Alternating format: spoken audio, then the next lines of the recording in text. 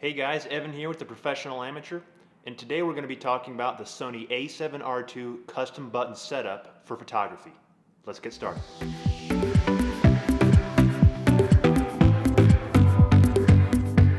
Sony has received mixed reviews for its level of customizability for its A7 series cameras. I personally think it's one of its best features. So today I'm going to be walking through each level of customization, including the custom button settings, as well as additional features of the camera. I'm also going to be walking through what I use personally during my photo shoots, so hopefully this will provide some insight into what you might want to use for your photo shoots. So let's get started. At the very top you see two buttons, C1 and C2. I have established C1 as my picture profile setting. So you see here I just push C1 and I can choose between my picture profiles. This is for video only. You don't want to shoot with picture profiles with photography because you'll be shooting in RAW, and you can control that in your post-processing. C2 is going to be my white balance. So during every shot I want to make sure that I'm controlling my white balance specifically. So I don't want to have to dig through menus to actually get through that. So I've established my C2 button as my white balance. Okay, moving along now, C3. It's going to be right here. This is going to be my center lock on autofocus. During any type of scenario when I want to track a subject, or I want to track a face, or in any sort of complex movement, this is where I'm going to be wanting to go. Keep in mind that you'll need to be in flexible spot focus mode in order to have center lock on autofocus be able to work. Let's move on to C4. C4 for my camera is send a smartphone. In specific instances when I'm either uploading to Instagram or I want to send a photo to a client quickly, I don't want to have to plug it into the computer, and I don't want to have to pull my SD card out. So what I can do is I can send this via Wi-Fi to my actual smartphone. So now we're going to go into a little bit more detail about the other customizable features of the back of the camera, like the AEL lock, AF/MF toggle switch, and all these buttons right here.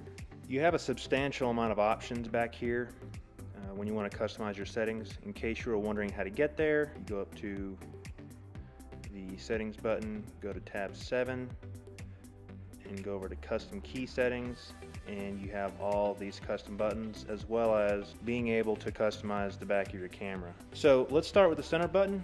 This is going to be my focus area. In many cases I change my focus area to accommodate specific situations. Right here you can see flexible spot, so I'll have to go to flexible spot in order to activate my center lock on autofocus. So let's go over to the left button. The left button is going to be my focus mode. This is a highly used button, and you can see here I usually toggle between continuous autofocus and single shot autofocus and then direct manual focus. So in shots where I'm actually controlling every aspect, like product shots, I'll use direct manual focus. That way I can actually have focus peaking, where it'll turn red where it's actually focusing, and then I can use the manual dial on my camera to actually zoom in and get a really nice sharp shot. In most cases where I'm really moving fast, I'll use continuous autofocus and center weighted focusing, and then I'll push the half button of the shutter. I get a nice focus and I'm good to go. All the other buttons here, I haven't changed anything else on this dial, so ISO is still the same, and display will either show different parts of the display and whatnot. Alright, let's move on to one of the most important aspects of this camera that I consider, at least in my opinion. That would be this AEL toggle and AEL button here. So there are many options. An option that's very popular within sports and landscape photographers is what's called back button focus. If you want to access that, you need to go to the settings. You need to turn off AF with shutter, so you can turn that off, and then you'll need to go over to the menu settings to 7, custom key settings, and you'll have to set the AEL button and the AM or the AF/MF button to AF on. That'll allow you to focus only with this, and then the only thing you have to do to take a picture is push a full press of the button. There are issues with this, for me at least, because when you have back button focus on, it's really good because you don't accidentally lose focus by pressing this button. However, if you want to actually focus and then hold focus to recompose your shot, you lose that ability. So you're actually losing a button when you do that. For landscape photographers, that's not a big deal because you'll be manually focusing. So you'll use this, and then you'll manually focus, and then you'll hold your focus, and then when you're ready, you just take a shot. For me, in many instances, I actually have pressed this, I focus, and then I hold this button down right here when it's in this toggle switch AF/MF. I hold this to lock focus, and then I'll move around to recompose my shot. So right now my button's configured here in this toggle switch. This is focused for autofocus hold or focus hold. So I'll have press the shutter, I'll focus, and then when I get my shot and it's focused, I will engage the focus hold and I'll recompose. Now, the next toggle is what's called an AEL toggle. Its default is auto exposure lock. I don't use it for auto exposure lock. I don't need it right now. What I do use it for is for portrait photography. If my camera is set in continuous autofocus, I have a neat feature here which allows me to, if I have it in this AEL toggle, I can hold this button down and it'll focus and it'll track eyes and faces. So if I'm doing portrait photography, I want to make sure I'm getting a really sharp shot. All right, so I'll grab focus with this, I'll toggle it down, and I'll hold my button and it'll begin tracking the eyes. At that point, I can start snapping away and I'm getting a really, really nice shot. So AF/MF, this is for focus hold. This is for eye focus or eye auto lock. Moving on to this top dial here. So you can see we have a number of settings here. We have manual, shutter priority, aperture priority, and then program mode. And then we have two memory toggles here. So let's go ahead and roll over to memory 1. So I don't use this camera for video very much. I will be going over that in another video to cover my A6500.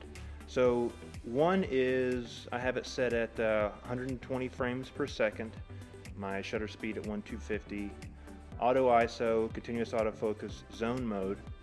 That way I can just run and gun shoot.